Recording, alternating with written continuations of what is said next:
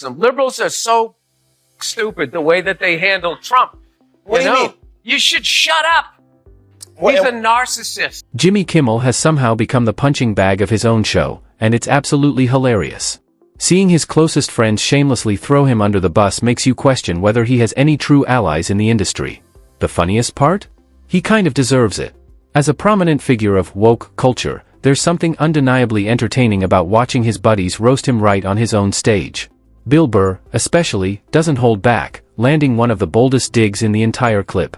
Narcissists, sociopaths, all of this type of stuff. Like, you want to see a great case thing on, like, narcissism. Liberals are so stupid the way that they handle Trump.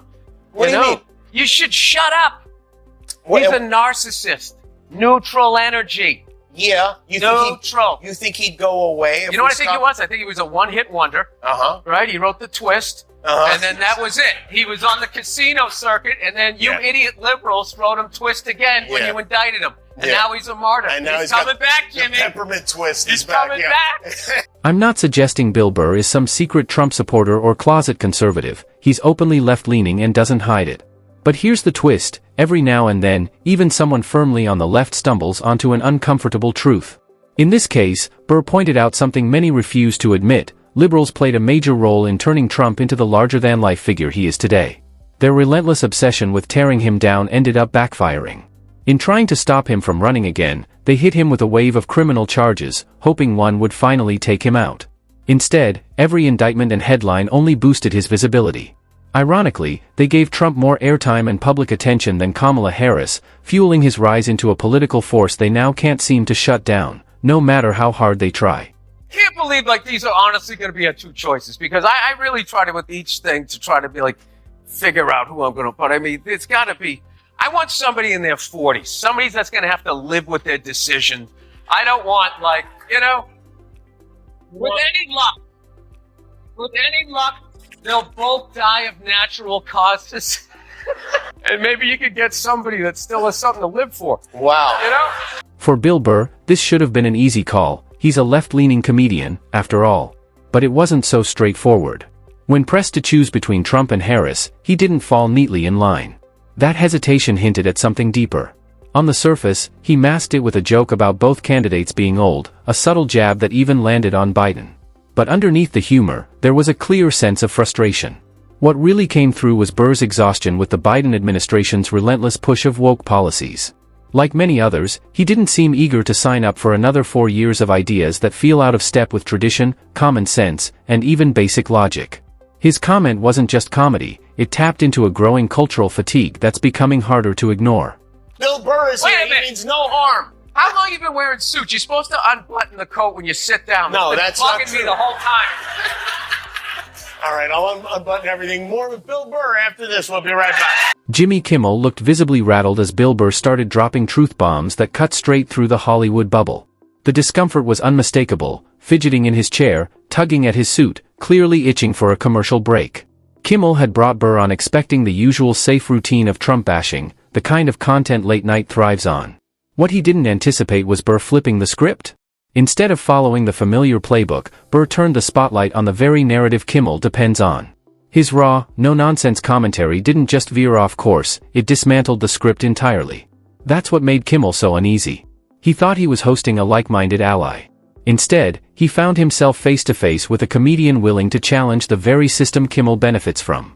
In that moment, the tension wasn't just awkward, it was revealing. We saw the dismissal of a very well-known chat show host in America last night, Mr. Kimmel. Is free speech more under attack in Britain or America? Well, Jimmy Kimmel was fired because he had bad ratings more than anything else, and he said a horrible thing about a great gentleman known as Charlie Kirk. And Jimmy Kimmel is not a talented person. He had very bad ratings, and they should have fired him a long time ago. So, you can call that free speech or not. He was fired for lack of talent. Eventually, ABC parted ways with Jimmy Kimmel, and much like Stephen Colbert's situation, the outcome wasn't exactly shocking. Kimmel's ratings had been in steady decline, and at the end of the day, television is still a business. When a show starts bleeding millions year after year, no amount of political loyalty or celebrity status can justify keeping it alive. Some critics blame Kimmel's downfall on his constant jabs at Trump or his digs at MAGA supporters. But controversy alone doesn't kill a career, audience numbers do. When viewers stop tuning in, advertisers pull back, and networks start crunching the numbers. Kimmel stopped being an asset and became a liability. ABC made the only move that made sense: cut their losses. In the end, it wasn't the Trump jokes that sank him, it was the ratings. And the ratings don't lie. After years of complaining about cancel culture, the current administration has taken it to a new and dangerous level by routinely threatening regulatory action against media companies unless they muzzle or fire reporters and commentators it doesn't like. This is precisely the kind of government coercion that the First Amendment was designed to prevent, and media companies need to start standing up rather than capitulating to it. Since when did Barack Obama decide to position himself as a critic of cancel culture? This is the same leader who stayed silent during its peak, when comedians, public figures, politicians, and even ordinary people were being publicly torn down for stepping out of line with the far-left agenda. Back then, Obama didn't speak out against the mob, didn't warn of the dangers of silencing dissent, and certainly didn't push back against his own party while it held power. That silence was deafening. But now, with political momentum shifting and the cultural tide turning, Obama suddenly finds his voice. Now, cancel culture is a problem, just not when it was serving his side. It's a convenient awakening, but a transparent one. He only objects to cancel culture now that it's lost its political utility. Little Jimmy Kimmel thought he was bigger than Disney. Bigger than Mickey Mouse. Charlie Kirk's body isn't even buried. And ABC affiliates are refusing to air his show. They're on the brink of an advertiser boycott. And this guy's not even in first place. And he says, let's go another round. So the boss said, take a breather, Jimmy. You're costing us a fortune and making us look like we don't have a conscience. By this point, audiences were already exhausted by Jimmy Kimmel's relentless MAGA rants. Night after night, his monologues stopped resembling comedy and became a predictable cycle of Trump bashing. Instead of delivering laughs, he alienated half the country. What once qualified as late-night entertainment gradually turned into partisan lecturing, and viewers responded by tuning out. But then came the moment that went beyond his usual routine. This wasn't just another dig at Trump or a throwaway jab at his supporters. It crossed a line. Even longtime defenders found it hard to justify. The already thin boundary between edgy humor and reckless commentary vanished entirely. And in that moment, Kimmel sealed his fate. He hadn't just tested limits, he'd gone past the point of no return. This is not about free speech. This is about the free market. On free speech, Jimmy Kimmel isn't losing his ability to speak out and say whatever the heck he wants. He could run the Substack just like his friends Don Lemon, Jim Acosta, Joy Reid, Chuck Todd, and say whatever's on his mind there. The difference is he's not going to get paid $15, $16 million a year from Disney and ABC to do it. I mean, here's the thing. This was a last straw moment for Disney, ABC, the affiliates Nexstar, and Sinclair. Jimmy Kimmel simply wasn't delivering the kind of return ABC expected from such a high-cost investment. Like many of his late-night peers, he went all in on politics, turning his show into a nightly lecture aimed squarely at Trump and the MAGA crowd. The problem with that strategy is clear: once you deliberately alienate millions of potential viewers, they're not coming back. No punchline, pivot, or apology can undo that. What's left is a shrinking pool of like-minded viewers, many of whom are already being courted by every other politically driven comedian in the game. Instead of growing his audience, Kimmel helped splinter it, slicing the same pie into thinner and thinner pieces.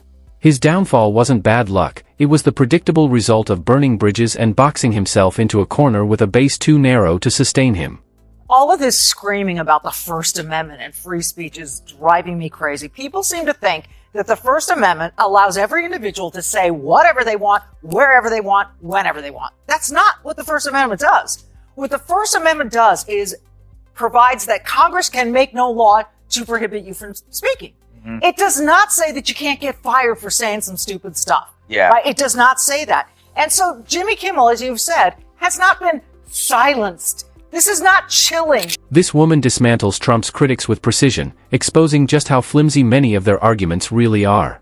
One common mistake? Throwing around the First Amendment without understanding what it actually protects. The First Amendment limits government interference with speech. It doesn't shield you from the consequences of what you say in the workplace or in the public eye. If a sponsor, network, or company decides someone's words or actions are damaging to their brand, they're free to act. That's not censorship, that's business. In Jimmy Kimmel's case, hiding behind the First Amendment is not just weak, it's irrelevant. The government didn't silence him. The very industry that once elevated him simply held him accountable. And the reality is simple: if you can't bring in ratings, revenue, or respect, the network has every right to move on. Kimmel's downfall wasn't about one poorly timed joke or a single political rant. It was the result of years spent alienating half the country, leaning too far into woke politics, and delivering fewer laughs with each passing season. Critics can spin it however they want, but the bottom line is this: he stopped being funny, and he stopped being profitable. Networks don't run on loyalty, they run on numbers. And once those numbers collapsed, so did Kimmel's safety net. Whether it was Bill Burr calling him out, audiences walking away, or critics dissecting his every misstep, the message was clear: Kimmel's moment has passed. Hollywood has already moved on, and there's little room left for a comeback. That wraps it up for today's video. If you enjoyed this breakdown, don't forget to hit the like button, subscribe to the channel, and turn on notifications so you never miss a new upload. Thanks for watching, and I'll see you in the next one.